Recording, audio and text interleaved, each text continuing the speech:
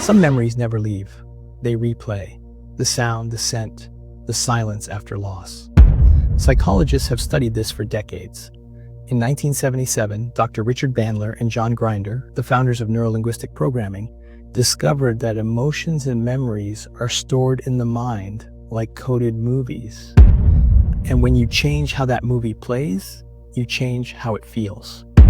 That insight became the foundation of today's rapid emotional healing techniques, used by Stanford University researchers, NHS trauma specialists, and Harvard-trained psychologists studying memory reconsolidation and neuroplasticity. Neuroscience now confirms what those early pioneers intuited. Every time you recall a painful memory, your brain rebuilds it. And in that moment, it's open to change. When you revisit the moment that hurts most and shift the perspective, you don't erase the past.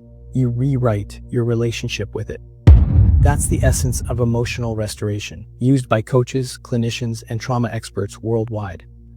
Not to forget what happened, but to reclaim peace from it. Because healing isn't about time passing. It's about changing the meaning your mind attached to the memory.